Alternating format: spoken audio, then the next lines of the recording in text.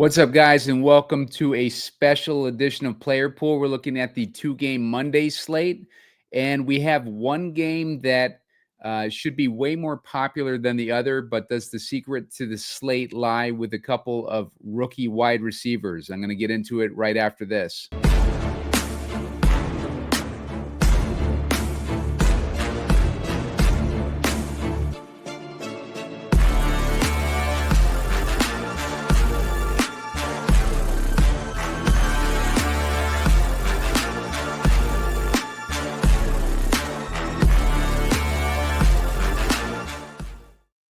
What's up, guys? Simon Edwards at PumaCom here with Heat Seeker Sports, and you're watching Player Pool. We're looking at a two-game Monday slate. We've had a lot of fun with these Monday slates so far this season, and we get another two-game slate for Week 7, and it's going to be the Houston Texans versus the Seattle Seahawks, and we're looking at I got a 40.5-point total with that one, with Seattle as 3.5-point favorites.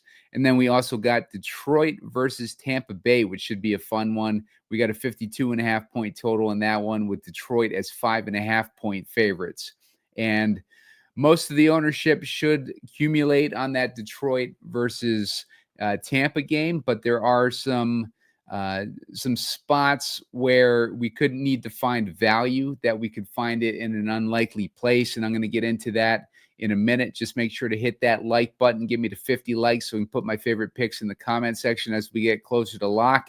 Make sure to subscribe to the channel as well. I'm looking for 2,100 subscribers by the end of Monday, and I've got about to 40 left to get there. So help me out and hit that subscribe button. You want to subscribe anyways to get access to my secret weapon, which is coming out in probably a week or two. We're just in the development phase now. Putting all the back end together with the front end and getting ready to launch it here. So that's going to be happening very soon, and it's going to be a news source for you guys to help find news on obscure players and easily find information on some of these players that you're wanting to put in your DFS lineups or use for betting or fantasy or whatever you want to use it for. So you're going to want to be subscribed, because YouTube subscribers are going to get a free beta preview of that website, and you're going to need to be subscribed to the YouTube channel in order to access that. And then you want to sign up for alerts anyways on the YouTube for when these game script shows or two-game shows or whatever come out. I'm going to be putting up a game script for the second game. I got enough comments asking for it, so I'm gonna put it up there for you guys. And I had a good main slate this week in Week 7. I was on the Chargers game, which ended up doing pretty well, and I ended up with a pretty good finish in the $50 fantasy championship. I ended up coming very close. I was in the top 20 at one point with Herbert, and a nice Chargers stack with Keenan Allen looking like he was going to make a run, but then they ended up giving up the ball on downs, unfortunately. So didn't happen there, but it's been getting close. We had a couple weeks in a row with some good finishes, so we're gonna get a big one here soon. It's just a matter of time. It's usually what happens in like October. October is usually a month where I have at least one decent week. So hopefully we'll get there soon, and maybe it'll even be this Monday slate. But let's get into it. I'm going to be looking at the breakdown. I'll do it by positions.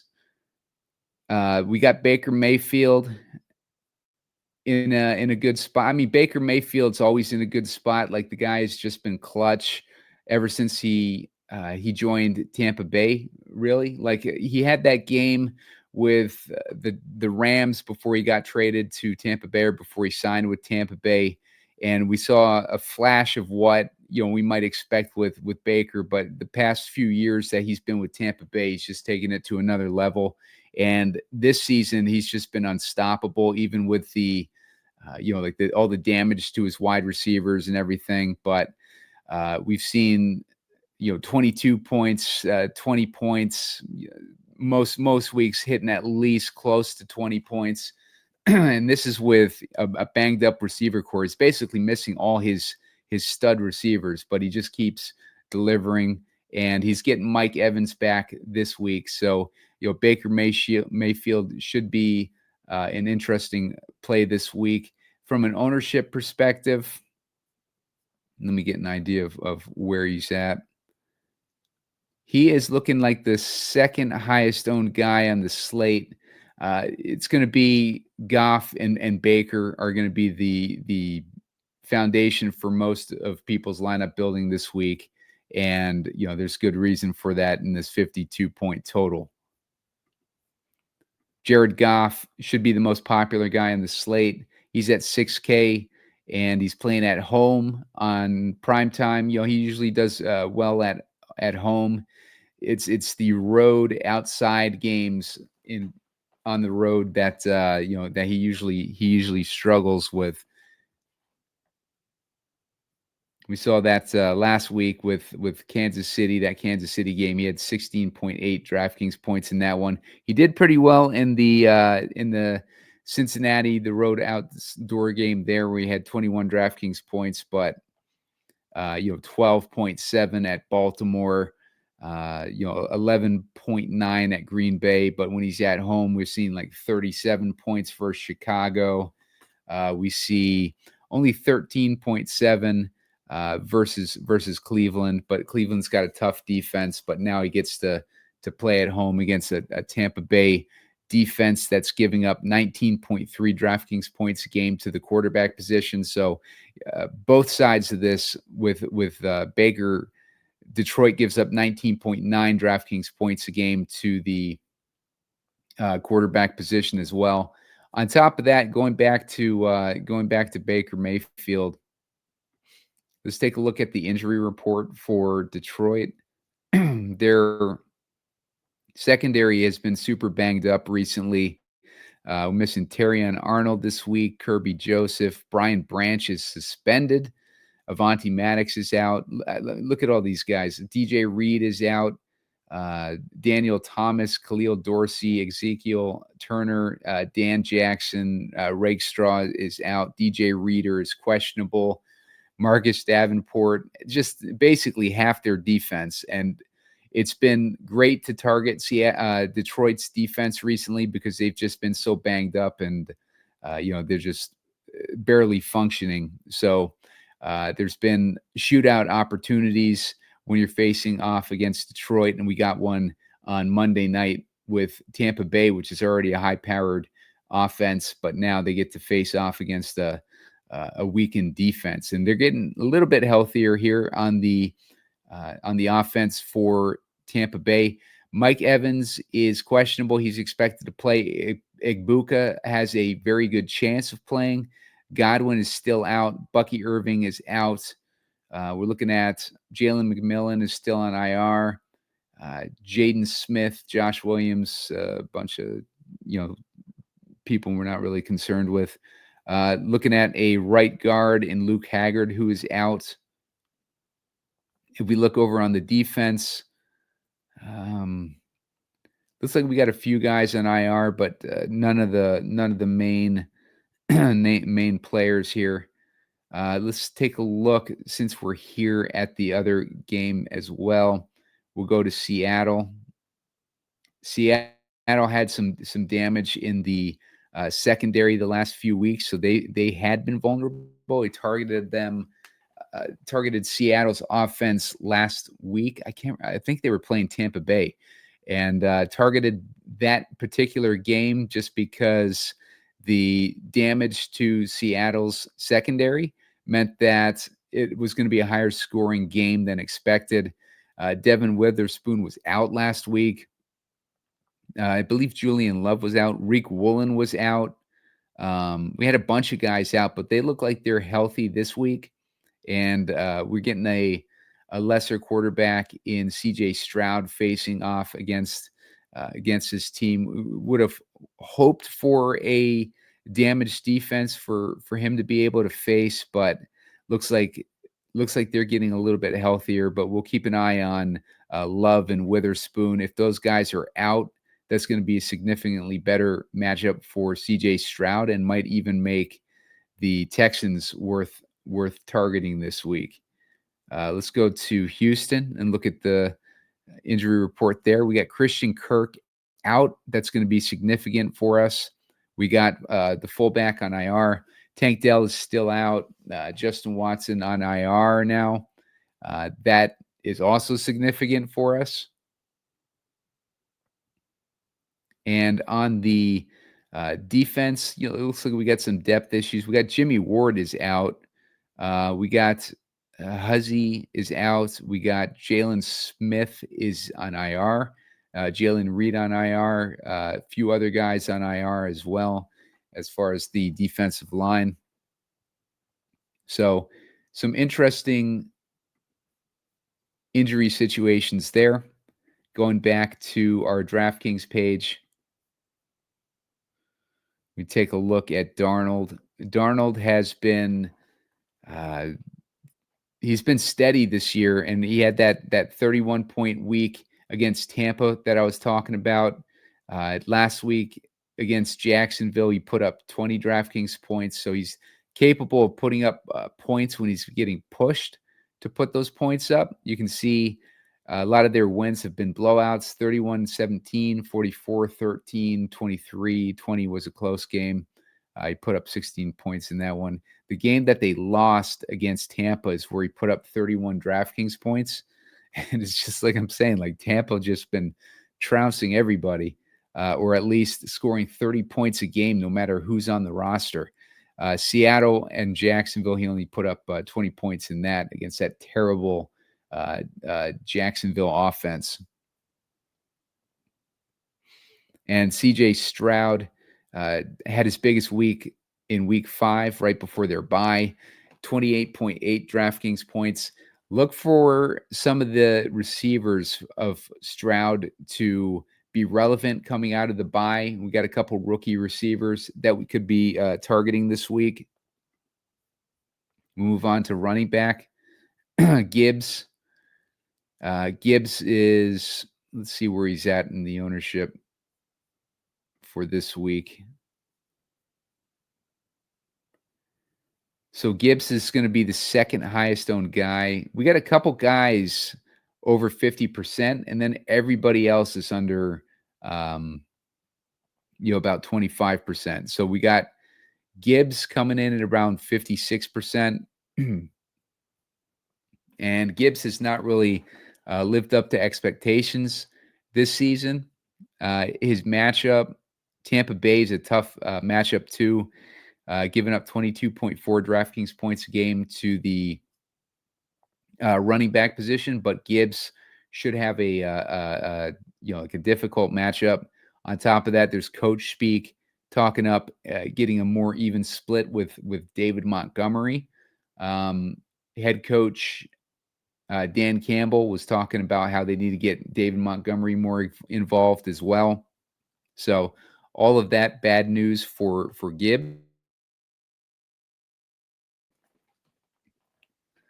If we're looking at Rachaad White, he's come alive since Bucky Irving went down, and then also those injuries to the wide receivers have been affecting the usage of him in the receiving game, especially. But also, they lean more on their running backs when their main wide receivers have been injured. That same thing happened last year. It was the wide receivers were injured, and they focused on passing to the running backs and the tight ends.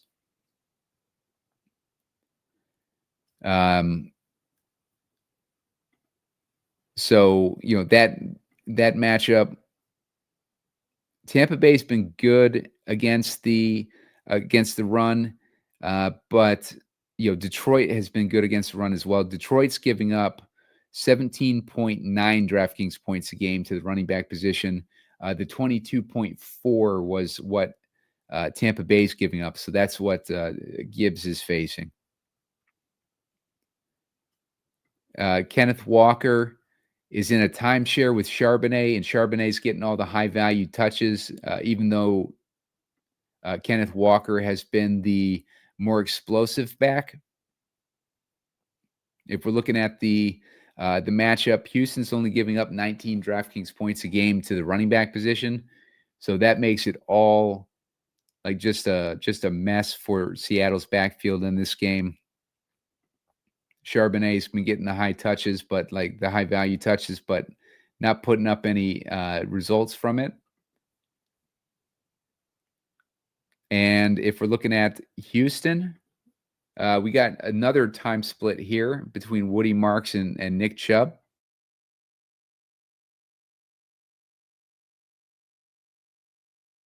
These two guys have been in a split too, where it's kind of fluctuating back and forth between them.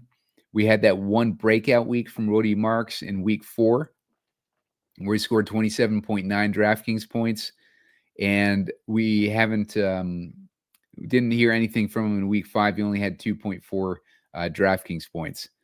Nick Chubb on that flip side had 12.1 DraftKings points that week. He had 5.5 yards per carry, so he did pretty good in that game, scored a touchdown.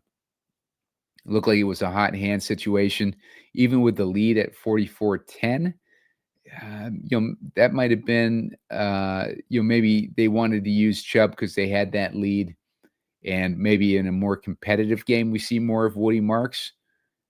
And this game is anticipated to be a 3.5 point spread. So maybe we see a little bit more of Woody Marks in this game. He's the more expensive back as well. So Tucker might be the only other guy interesting in this slate. Looking at 6 carries for 25 yards. He scored a touchdown in that last game, but Tucker is a guy that could get work at any point. But again, he's facing that difficult matchup against Detroit. And on top of that, this could be a game where they're playing from behind and they're not really able to run as much, but they could be relying more on the passing game in this one, which Rachaad White would benefit from. Tucker, he did have 3 targets though in week 5, so he's not completely out of that passing game. So if we're moving to wide receivers, Amon-Ra St. Brown probably has the best matchup on the slate. The Tampa Bay Bucks, they've only been giving up 9.2 DraftKings points a game to slot receivers. But let's see, I had a note on here. All right, so according to Rich Rebar, the history between Todd Bowles and Jared Goff, they've blitzed him on 35% of the time when he's facing off against them. And when he's blitzed, St. Brown has a team-high 35% target share. So that's Rich Rebar, Sharp Football Analysis. He does good write-ups on these games. I'm not sure if the article is free. Usually it's free for Island games that I've seen, but check that out and get a full read on what he says. He puts a lot of these good stats and nuggets that are good to check out. They're also Tampa Bay is also 25th in points allowed per game to opposing wide receiver ones. So that's another nugget from Rich Rebar. A couple good scenarios there for Amon-Ra St. Brown, even though Tampa Bay is only giving up 9.2 DraftKings points a game to the slot, and that is where Amon-Ra is running 52% of his routes.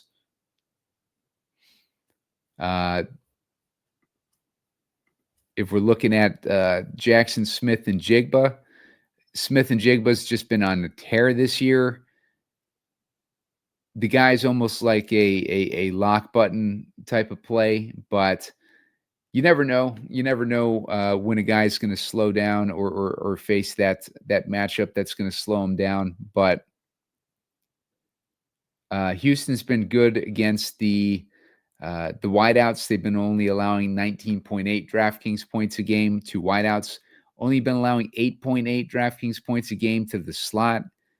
So they've been really tough matchup. They've been giving up only 10.4 DraftKings points a game to the quarterback position too.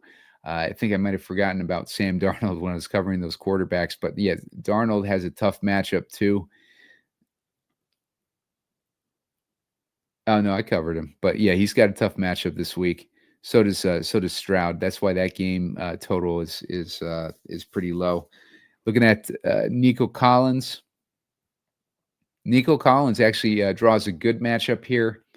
The Seahawks have been giving up, let's see, 21.6 DraftKings points a game to the wideouts, and it's going to be a pretty good matchup for Nico here. Let's see. Igbuka, we're waiting to see what his situation is, but you can see that he's just taken off. He's had a great rookie year. Might even be the rookie of the year candidate, depending on how we see Jackson Dart and Scadaboo season play out. But he's still questionable for Monday night's game, but has a real chance to play, according to Adam Schefter. So I would expect Emeka Egbuka to play this week, and that should give Baker Mayfield a full roster to throw to, and just in time for this marquee game. They're going to need all their weapons.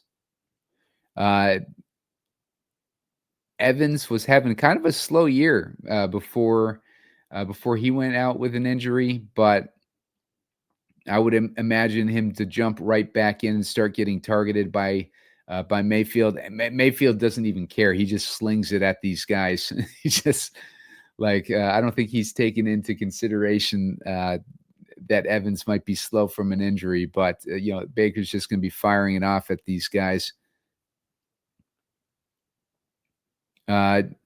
Jameson Williams. Now, if you watch my show with the Kansas City Showdown show, I was putting Jameson Williams in the captain, even though he'd been slowed down the past few weeks. I had just some of the analytics was pointing to Jameson Williams being more favored than Amon-Ra St. Brown, and he ended up delivering for us. But in this game, Tampa Bay is giving up 22.8 DraftKings points a game to wideouts. So, he continues to have a decent matchup in this game. One thing, too, that Rich Rebar had mentioned in his article was that Jameson Williams was getting a smaller ADOT, which is good because when he was getting a high ADOT, it was less high success rate throws. So now he's going to be getting targets that he can actually catch. And if that trend continues, like with the lower ADOT, then we should see him do better. You can see he got 11 was his average reception. Before it was 20, 21, 54 in that 1 week, and 5.8. So the last couple weeks, he only had one target for 9 yards in that game against Cincy. But last week, 7 targets, an average depth of target was, or an average reception was 11 yards. So that was good news for Jameson Williams if we want to see him start to put up more DraftKings points, PPR points. Cooper Kupp is in a matchup where the Texans are giving up only 8.8 DraftKings points a game to the slot. So they've been really tough on these inside receivers. So it's going to be a tough one for Cooper Kupp in this one. Sterling Shepard is going to have an actually like a decent matchup because we want to target slot receivers against Detroit, and they've been giving up 12.7 DraftKings points a game to the slot. Now, when Emeka Egbuka is back, I think he was getting a decent amount of routes in the slot himself. He was at 36% of his routes from the slot. So let me check and see, actually. I want to see Buka.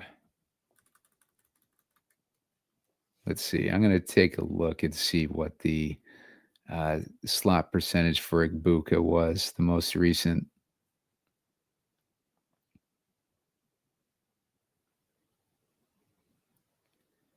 If I can find him.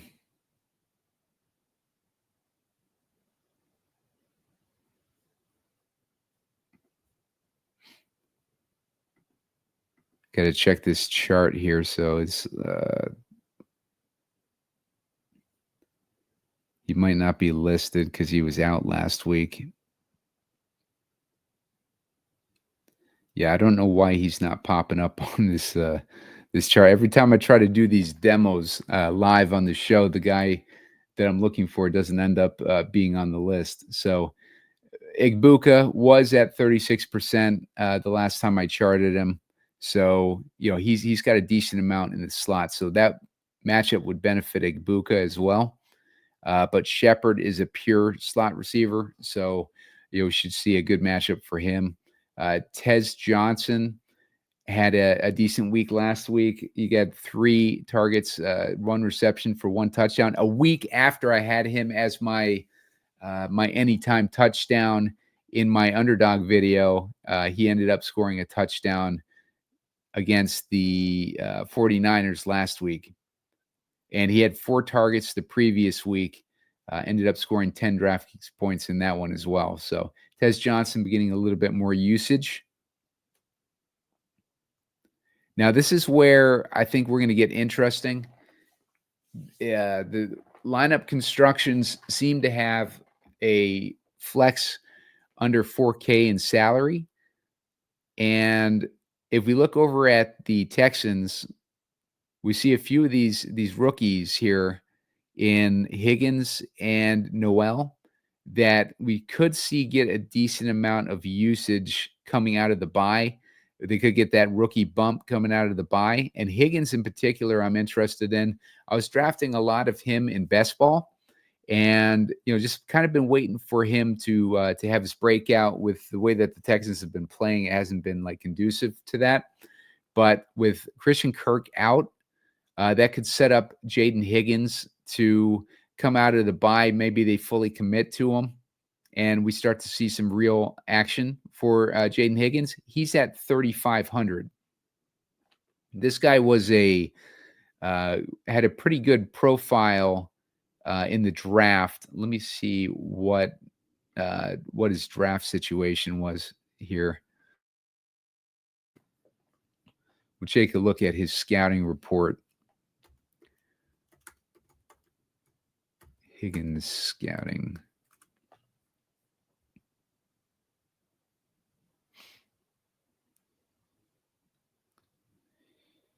Let's see. He's 6'4", 210 pounds. What's his speed?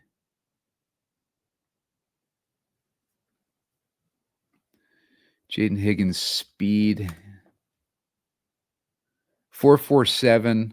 So he's a big athletic receiver. Where did he get drafted? 34th overall. So basically the one of the early second round picks. So Jaden Higgins, good profile here for a rookie that could potentially break out in the back half of the season. With his opportunities so far, he's caught every ball just about that's been thrown to him and he's had some pretty deep balls thrown to him, or at least he's ended up with a lot of yards on those receptions. 28 yards on this one, 24 over here.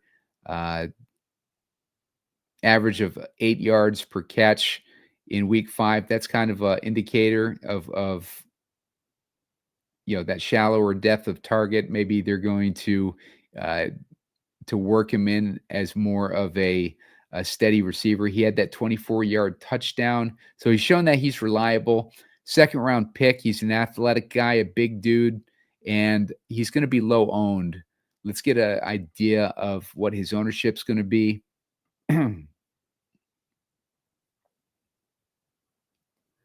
Higgins is looking at under 10% owned, and that's what we're looking for on these 2-game slates. We're looking for, if we have to build most of our lineups like most of the field's going to build it, we can find that 1 or 2 spots where we're getting these guys that are sub 10% owned or really low owned, and Jaden Higgins is going to set up perfectly for that situation. That'll help us out in Showdown as well. Noel is the other guy. Let me get an idea of Jalen. All these dudes' names are Jalen. Jalen Noel. Then they all spell it different too. This dude's Jaylan. All right, so he was a 79th overall pick, so he's a 3rd-round pick. Let's check out his speed. He's a 4.39 guy, so a fast guy. He probably more of a slot receiver, I would imagine.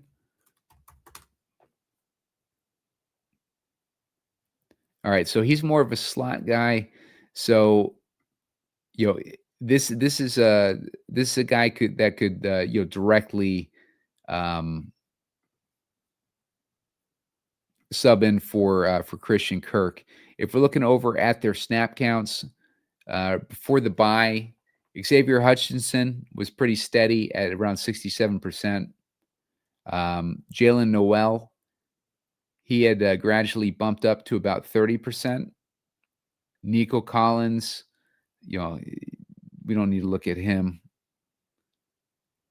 Jaden Higgins, up to 56% before the bye, and that was with Christian Kirk in the lineup. So I would imagine these guys getting a bump.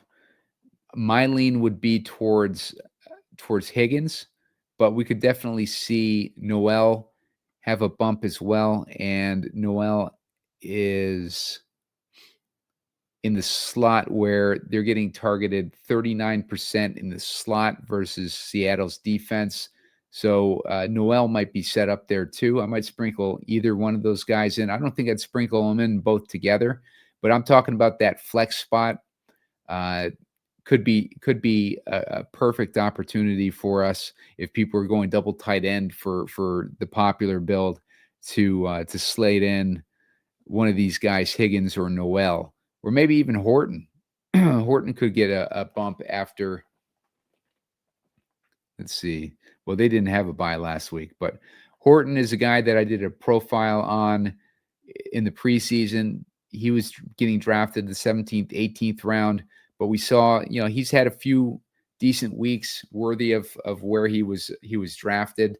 Ended up paying off for us just having, that 18-point week. So, good rookie pick there as well. Against this Houston defense, though, I'm not as high on Horton as I am on those Texas receivers, especially if we get that injury report is favorable for the matchup on Seattle's secondary. Isaac Tesla, another guy, seems to only be targeted for touchdowns. He's had 2 on the year. Then he had this one highlight catch right next to the end zone for 29 yards. So almost three targets for 3 touchdowns. So, but they typically slow roll these rookies on Detroit, so we haven't really seen much of anything from him except for maybe a target a game. But in a high-scoring game, maybe we see him get a touchdown in this one. But I don't know if that would be enough to put him in the optimal. All right, let's move on to tight end. Laporta will be the most popular. Let's take a look at what we're looking at for ownerships on these tight ends.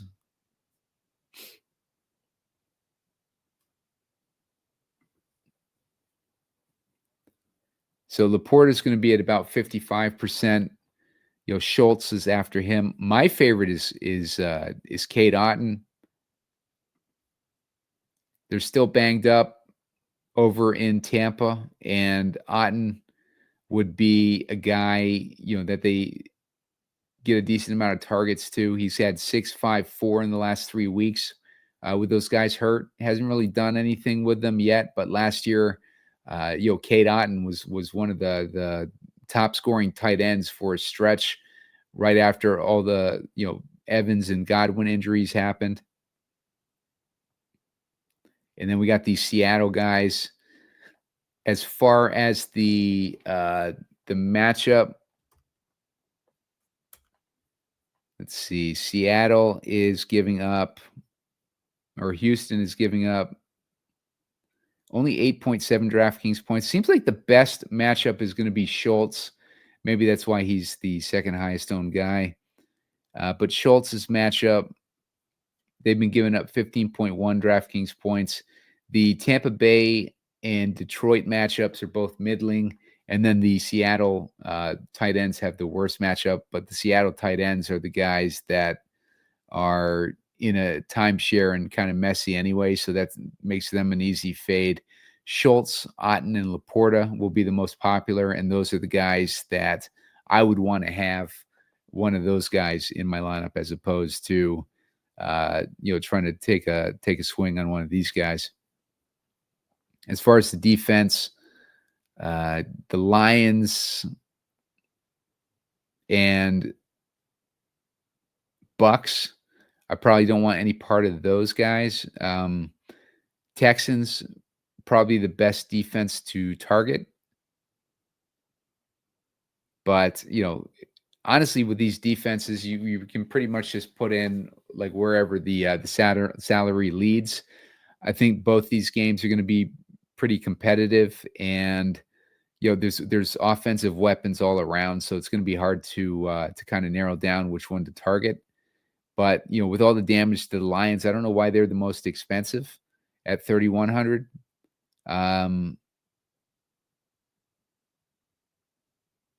Bucks, obviously, we got that high-powered offense that they're facing. So yeah, the Texans or Seahawks are probably going to be the most favorable defenses to target. So let's get into the build here. Let's see. I'm going to try an optimal build here. We got. Let's see. Let's go with a Detroit build here. Going to go with Jared Goff. I'm going to team him up with Amon-Ra. Let's double stack him with Williams, and we'll make it an onslaught. Let's give him Gibbs too. Want to target this game heavily. I'm going to put in Rachaad White. I'm going to put in Evans as well.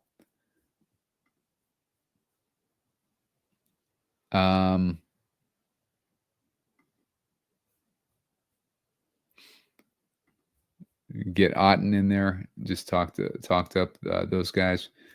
Let's get the for the defense. We got no Texans or Seahawks in this one, so let's put the Seahawks D. It's going to leave us with 3,700. If we go down in our flex to 3,700, you can see we got those rookies that I'm talking about, like Higgins and Noel.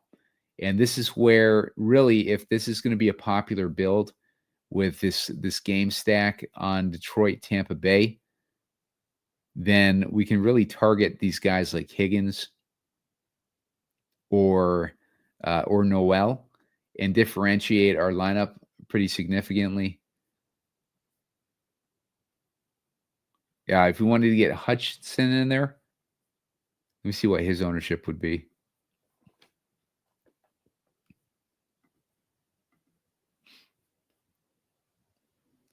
Hutchinson is looking at 8.8, so even he's low owned, and he's a little bit more established. Let's see. Did we take a look at him already? Yeah, he had that 16.8 week right before their bye. He had 2 touchdowns in that game, so he was definitely making an impact without Christian Kirk in that lineup. So let's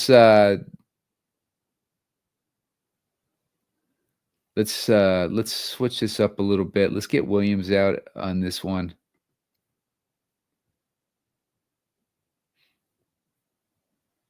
If I wanted to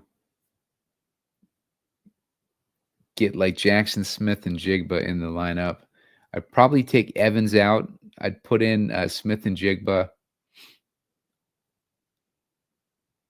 Going to be hard to get these guys. Like I already talked about, I didn't really like Gibbs's matchup.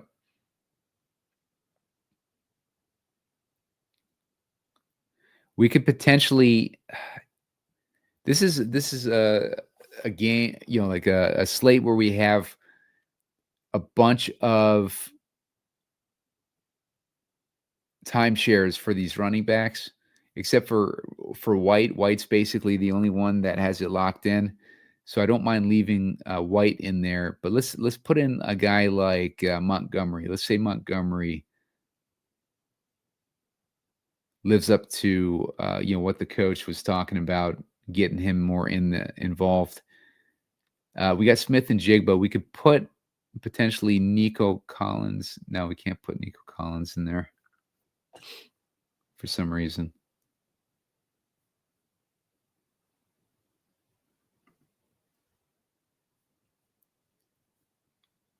Let's see.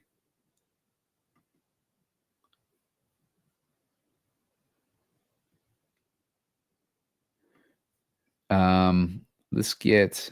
We could put Jameson Williams back in this one. Leaves us with 4,300. Puts us in Laporta. And then some of these rookies again. Once we get past all these scrubby running backs, we get back to those rookies and we leave some salary on the table, which is always a good thing to do too in these types of slates. I kind of like Baker Mayfield. Let's get Baker Mayfield in this one. And let's give him at least Igbuka. They priced him up. He's way priced up at 7K, which kind of sucks. If we wanted to, we could swap Amon-Ra to Williams if we do this. And that leaves us with 4.9 left. Then we got guys, options like Laporta again. Laporta, I would take over Kupp or Shepard. Actually, Shepard with this Mayfield build might be a good fit.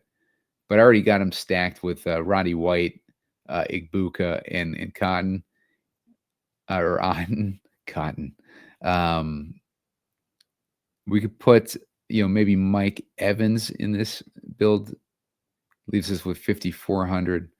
So, definitely gives us a few different options there. If we wanted to, get a little bit different from the field, let's do a build with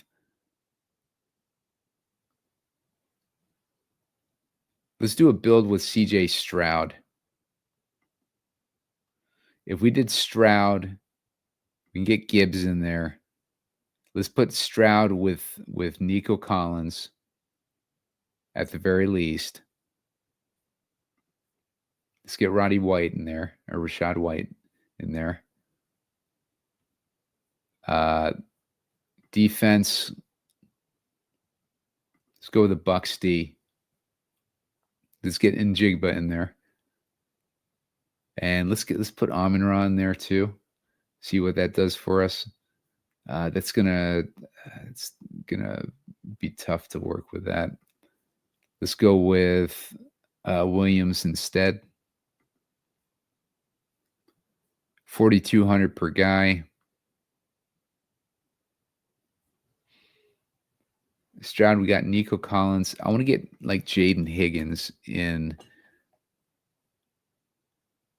as a second option to throw to. And that leaves us with $5K for the tight end position. And that sets us up to use Laporta in that tight end spot. So we got a Stroud to Collins and Collins and Higgins. I don't want to overstack that game because of that total, but Stroud to Collins and Higgins could be a good 3-man stack. And then we're running it back with Smith-Njigba, really the only guy in Seattle that I'm interested in. And then the rest of the lineup is all Detroit and Tampa Bay. And like this scenario basically is they're getting all the touchdowns on the ground. And, Jameson Williams is doing his thing in the air. But most of those touchdowns are coming on the ground.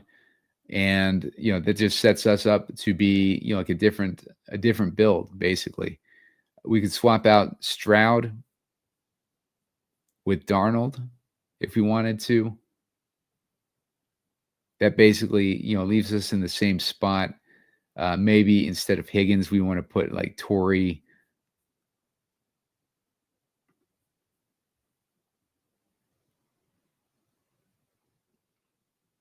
Horton in there instead. And then, put in Laporta again. So, a couple different ways to build there. Hit that like button. Give me the 50 likes so I can put my favorite picks in the comment section as we get closer to lock. Make sure to subscribe to the channel. I'm looking for 2,100 subscribers. I'm only 40 away from that. And then, of course, you get the access to the secret weapon. When that comes out, it's going to be a free beta preview. We're going to do it free for like a couple months while we're trying to figure it out before it becomes a paid subscription. But I'm going to give that free beta preview to my YouTube subscribers so we can get some good feedback from you guys. So subscribe to the channel so you get access to that. And I'm running a couple promos, as you can see on my page. If you don't have a BetMGM account, sign up for one using the promo code HEATER1500. You're going to get up to a $1,500 risk-free bet. So if you bet $200 and it loses for your first bet, they're going to give you $200 in bonus bets.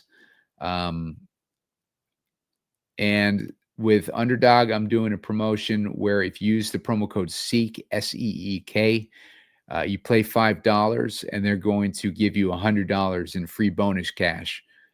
So make sure to take advantage of that. Take advantage of the free money, guys, especially with this Underdog one. We're going to be getting into playoff best ball pretty soon here, and that's one of my strongest games. I actually came in first in 2 of those tournaments for playoff best ball. I won one of the mittens over on Underdog, and I won a single entry one over on DraftKings. So, I had a nice finish in each of those platforms. So we'll be doing a lot of that kind of content when that time of the season arrives. But, when we get there, you're going to want to have a little bit of experience on Underdog. So make sure to take advantage of that promo that they're running. They got all sorts of fun games over there with snake drafts and stuff like that. You're dealing less with, maybe sims and like optimizers and stuff over on Underdog, which is a good feature of it as well. So, all right, guys, that's it for now. I will be putting out a game script episode for that second game.